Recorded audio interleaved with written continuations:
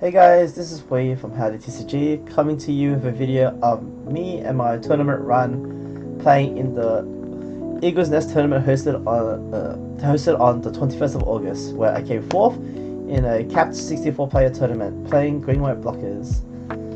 So the reason why I play green-white blockers is because I believe it is the most stable deck in terms of game plan and the best late game deck, just because of the combination of 3 cards, being Maxwell, Deathscythe, and the 8-cost Wing Gundam. As those cards are extremely strong, especially with the first strike mechanic, where it just gives you insane card advantage and puts your opponent in a spot where they have to think carefully of playing the Gundams that are level 5 and lower, or trading into the Deathscythe, essentially making the Deathscythe being able to do a 2 for 3 trade or 2 for 4 trade. So let's get started. This is going to be me explaining my thought process to the viewers and spectators. So here, I believe I won the dice roll, so I picked to go second. As I'm playing green-white, I want to have as much levels as possible earlier. And I believe I mulliganed because, assuming I did not see any nice early game stabilization cards to get to the late game.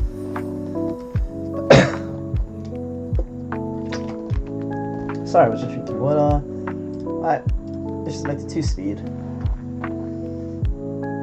So like I said, we're just trying to get to the late game. That's why sometimes aggro can be rough if you don't see any blockers or early base. But you see, with this hand, pretty happy with it. 1 early game blocker, 1 mid game blocker, 8 base, and 2 pilots. So I can draw into the combat pieces later, and if I'm playing as aggro, I can survive pretty well with this hand, or trade pretty well with this hand.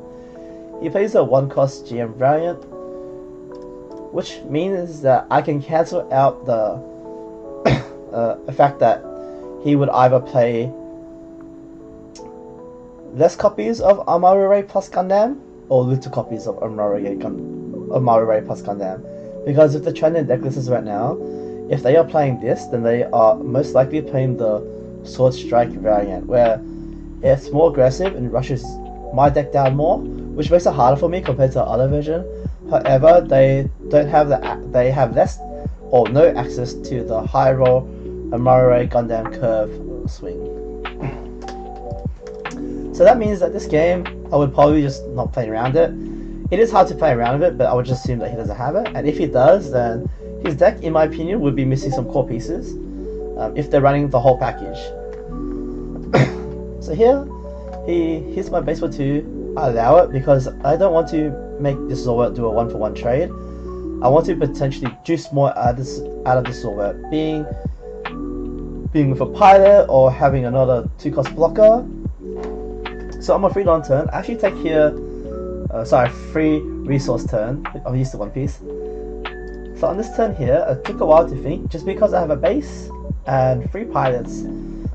So my thought process right now is that 3 pilots isn't doing anything at the moment. They're just useless junks in my hand. So I believe I play a base, see what I get. If I get a blocker, sweet, I can play a blocker. If I don't play a blocker, then I could either play this Maxwell onto my Zowort to trade into this GM. And if that's the case, I effectively use 1 pilot to get rid of 1 Gundam. Why my Zowort still stays in the field to either block for 1 more attack or for him to trade into it. Either way works, makes me happy. However, if I recall correctly, I believe I don't do any of that just because I want to high roll into my scythes continuously. So that's why I want to save my 2 scythes here, because if the next turn I see a scythe, then I could think differently and just go back-to-back scythes, because I don't have any other play. And the camera didn't show you, but I actually saw 3 scythes with the base and the overflow infection. So I actually had to discard 1 as well. So if the overflow infection, I drew to 2 blockers, which is pretty sweet. I would have liked it the other way around, but you can't have everything. And like I said, I skipped and didn't play Maxwell or attack into their guy, because I want to see if I can draw into Deathscythe next turn. And if he only played 1 Gundam, then I'm kind of happy. But now that he has 4 bodies and he hits into my base, the base is also another reason why I didn't do that play there, because it's going to absorb 2 attacks anyway. Anyway, back on track. Now that he has 4 bodies, I believe I am pressured to do that play where I have to attach to Maxwell, swing into some things to get something out of the way, and then I play my Perfect Strike blocker. Which I'm pretty happy about, because that means that only this can really attack for free. Everything else will get traded by the Perfect Strike. So I'm actually in a pretty comfortable position right now. The only awkward thing is that I don't have any mid-game or late-game pieces. They're just all-game blockers. Yeah. So before getting to his turn, the other factor would be, or the other thing you guys would be wondering as well, is why did I not just go double blockers rather than play this? The reason being is because I like these in the later game of the pieces where they fit a sweet spot of like 7 or 9. Because if I play this now, like I said, only this can trade in, only this can efficiently attack into it effectively, and I'll probably just let it go. Whereas this, yes, I can play 2 blockers, but in the late game, I might not be able to go Deathscythe +1 or Gundam +1 and play a blocker. So here, I'd rather just play this one, make it awkward for him to attack into it, and later on, I'd rather do like back-to-back boss monsters with a blocker next to it, just to stabilize more. It's essentially playing with efficient curve in the later game compared to now. Here, he plays a unicorn and the link. This is where it actually gets really scary for me, to be honest, because he has massive aggro potential, and if the next turn, if he has the big unicorn, then I am in a very scary spot. But let's stop thinking ahead and let's see what he does here. He attacks with the 2/2 into the base. Oh, sorry, attacks into the Zowort, which I'm actually really happy about because it absorbs something. Here, as the base go. Here, after that, to go as well. Luckily and unfortunately, I get a base trigger here, getting me a crucial piece, being the Wind Gundam. Here, I drew him to the Deathscythe. So those are 2 cards I definitely want to see, which makes this game 10 times easier. Here, I'm thinking for a long time because he's showing a unicorn with 5 cards at hand. If he has a big one, I am prone to a bunch of aggression.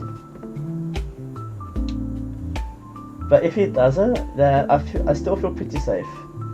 I have a base and 3 life and have a Deathscythe combo. However, the Deathscythe combo isn't as good here because he has a blocker that can cancel that strong effect out. So this turn, I'm just thinking of ways how to clear this blocker, opening the path to my Deathscythe. See here, I believe I play 4. 4. Let's speed up. Oh yes. Like I said, I'm thinking for a while because it is a hard turn. One wrong move could make it that a lot of my things, well, essentially, one wrong move could cost me the game. So here, I decided to trade into the Rizal for 1/1, because this base is still at 6. If he blocks with it, then I'm very happy because I could just siphon into this, but obviously he wouldn't do that. So here, I play the Gundam, and I play the Zowort. Use cracking my EX. So, you might be wondering why I just didn't, didn't play Heero Yuy in this and swing into this blocker. I can't do that and crack into the base, but then if he has unicorn, he can just attack here. If he has unicorn, he can attack here, crack it, play the big unicorn, chain in this, I lose a base, and then he has 5 Don to pretty much, 5 resources to pretty much plant more bodies, which I can't really deal with the Maxwell, Deathscythe Maxwell, and then my base will be gone, and he'll be able to draw more cards. Sorry, let me rephrase that. First video, I apologize. Okay, so if I don't play this blocker down, and I just attack with this, and he has a big unicorn, he'll use this to attack to my base, only use one resource to make the big unicorn get rush and swing this down, trades it, and now he would have 5 more resources to plant 2 more bodies, which will be active, which doesn't let me abuse my Deathscythe. Now, if I play this blocker, he's forced to rest his blocker if he wants to get damage on his base or crack this base. But before he can even do that, he has to attack into it, right? So this is where I would just give him a Zowort, and then it will take 3 damage. Yes, if he has a big unicorn, he can pop it, and then he can hit into the base, essentially killing it, and then resting the Gundam. But then nothing can really kill his Gundam unless he high rolls XL Strike and Kira, in which case I would probably already lost this game. So I'm pretty much assessing my risk and reward factor here. If he has big unicorn, XL Strike, Kira, then I'm pretty much in a tough position, but if it doesn't, I feel like I can stabilize really hard. Even if he has a unicorn, like I said, because that unicorn will be rested sideways for my Deathscythe to just one-shot it.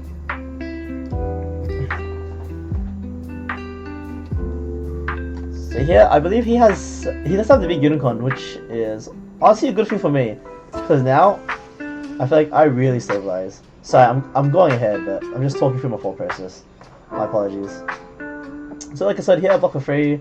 I don't want him to get my base for free, but because he does a big unicorn, my base still lives on 6 health, which is crazy.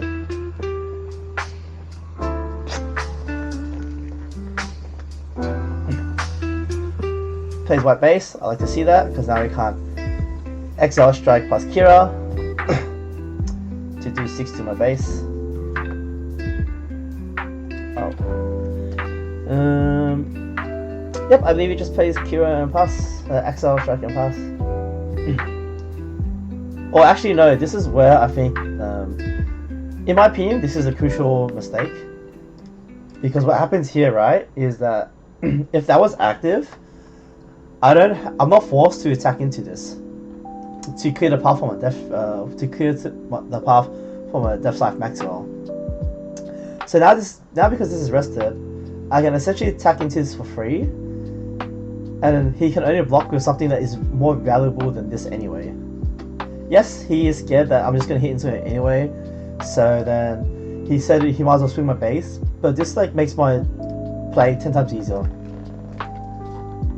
Of course, he wouldn't be able to know that, but in my eyes, I would always try to play around Maxwell and Deathscythe.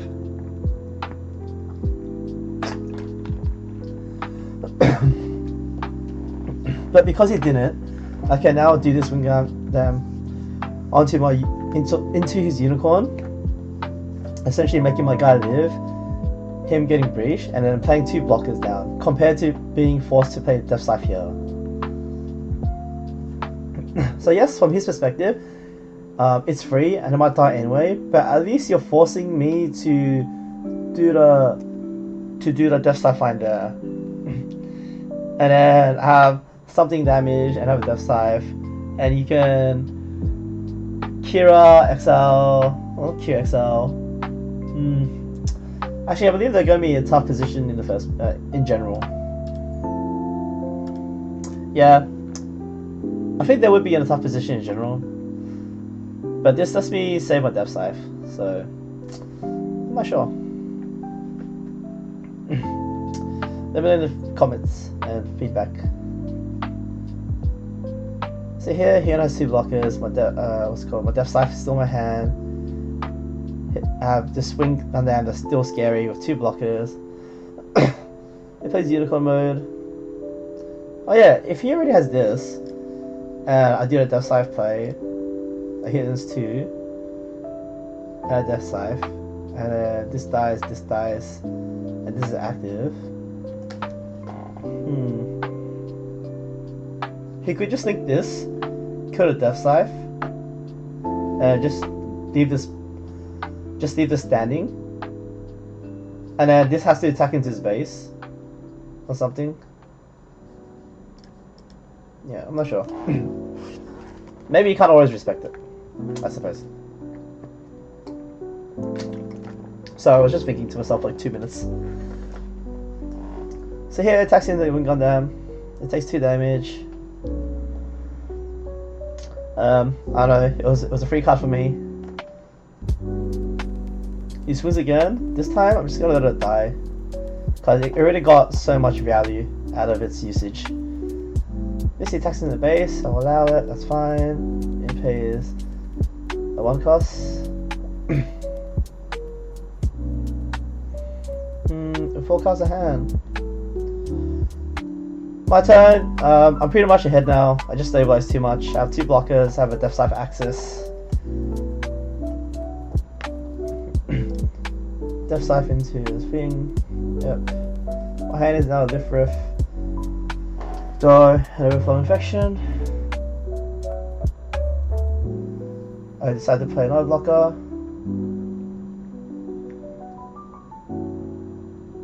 Pass turn.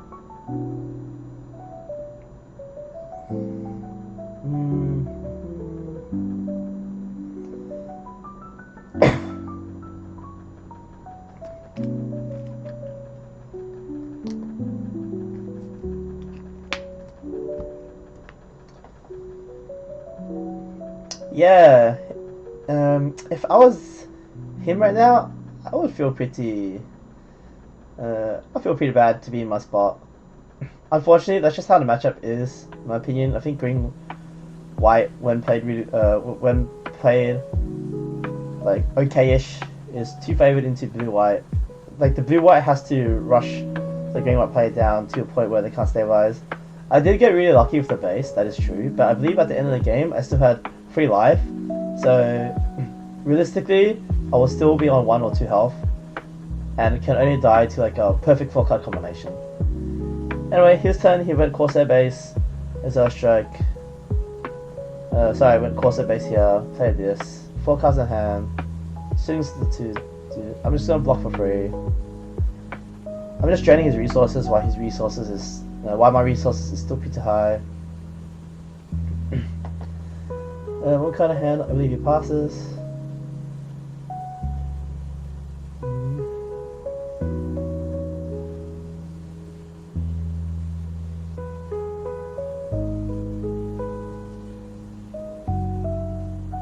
Oh, I believe he didn't want to attack. Yeah. I'm pretty sure I just let him said, yeah, you can take it back. This was this card to get the link, so I know one of these cards is a link. Overflow Infection. I apologize, my cards are out of frame. They can only fit 5, so I'm not sure actually what I drew. Yeah, attack with Deathscythe. Here, essentially, I'm just going through the motions. Because now it's my turn to pressure. I play what, SR Strike. I played a 1 for the Heero Yuy, bounce back the token. Now 6 cards to my 6 things on board, being 4 blockers, a Deathscythe, 5 blockers, and a Deathscythe. Here I'm just clarifying my resource usage, as I always want to be transparent with my opponent, making sure they know that I am not cheating or under or overusing Don for beneficial gains. He plays Overflow. I'm just gonna skip. He plays 2 Overflows, discards Resource, play Lfrith, plays another Lfrith. 3 cards in hand now. Links to it. Bounce it back with my Perfect Strike, yep. Still have 1 card in hand. And I believe he just passes. There's not much going on anymore. I just stabilized too much. He only has blockers. I have big threats. I can draw into more big threats. And yeah.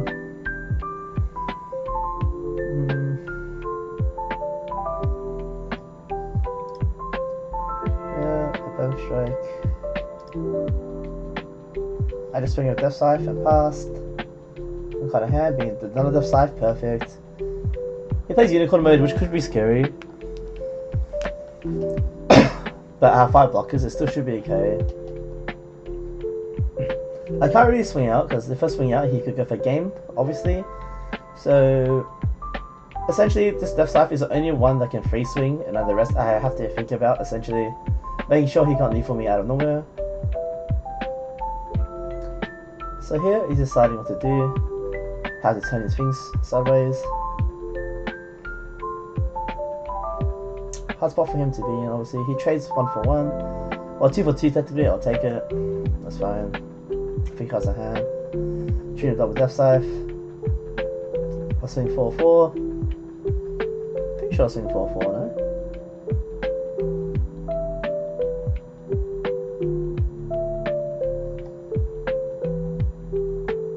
Oh, yep. I did this so he needs to trade. Here's one of this, and I just park my double Deathscythes, and then I think it's done, right? He plays Corsair base.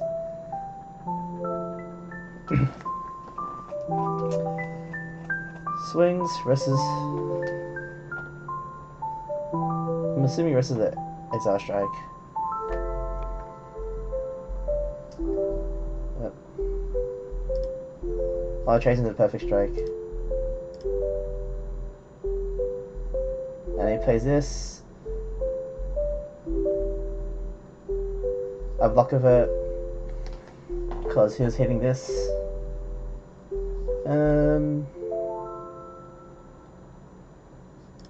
Yeah, I guess that's it, right? Yeah, that's it. So just to conclude things, I did trigger at base. It did give me an important resource, that is true. But I'm still 2 healthier, so realistically I'll be on 1. It did give me the Wing Gundam 0, that is true. However, that is a game. Yeah, that's it. Thanks for watching. It is my first video. I do mumble and yap a lot, so please leave comments, feedback. If you liked anything, if you disliked anything. That's just how I think for the first round. Yeah. Hope you guys enjoy a good day, night, weekend, weekday. Peace.